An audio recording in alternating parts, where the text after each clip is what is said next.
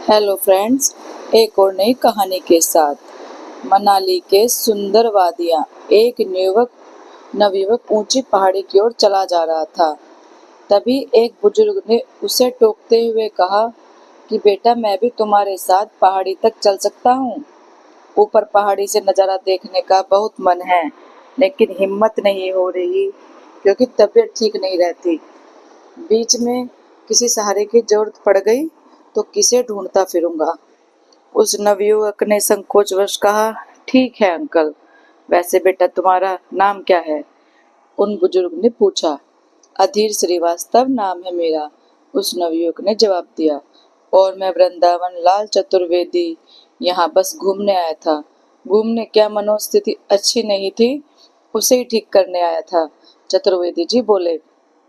जी बहुत बढ़िया, अधीर बोला। और सुनाओ क्या करते हो? चतुर्वेदी जी ने पूछा। बस कुछ नहीं, अधीर दुखी होकर बोला। ऐसी भी क्या निराशा, अभी बहुत जिंदगी पड़ी है, बहुत कुछ होता है जिंदगी, ऐसे निराश होकर थोड़ी बैठते हैं। मिस्टर चतुर्वेदी ने अधीर से कहा।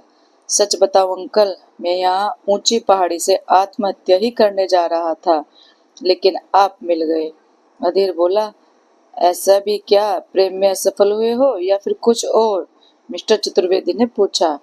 ऐसा कुछ नहीं है अंकल, माँ बाप बहुत गरीब थे, बड़ी मुश्किल से पढ़ा लिखा कर काबिल बनाया।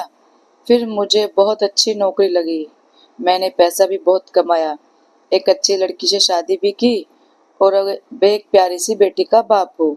लेकिन मैं उन पैसों से संतुष्ट नहीं था, इसलिए मैंने अपना खुद का व्यापार शुरू किया। शुरू शुरू में तो बहुत मुनाफा हुआ, लेकिन बाद में बहुत घाटा लगा और अब सब बिक चुका है। जिस घर में हम सब रहते हैं, उस घर की कल नीलामी है, इसलिए आत्महत्या करने की सोच रहा था। मैं कैसे अपने माता पिता, पत्नी और बच्चे को बेघर देख सकता हूँ? अधीर बोला। बस इतनी सी बात है बेटा, घर नहीं होगा तो सब चला लेंगे, लेकिन तुम नहीं होगे तो कोई नहीं चला पाएगा। मुश्किलों का सामना करना सीखो, जिंदगी दोबारा नहीं मिलती।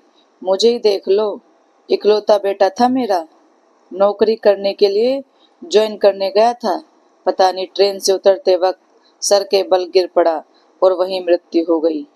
पहले तो विश्वास ही नहीं हुआ कि ऐसा भी हुआ है। मेरा मानना पड़ा।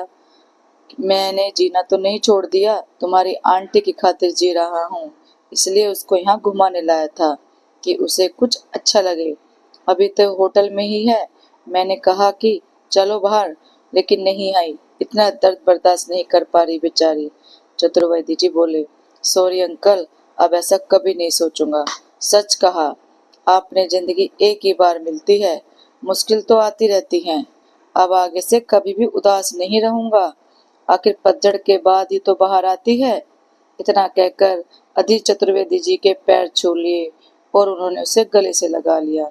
दोस्तों, अगर आपको ये कहानी अच्छी लगी हो तो लाइक, कमेंट और शेयर करें, चैनल को सब्सक्राइब करें। Thank you.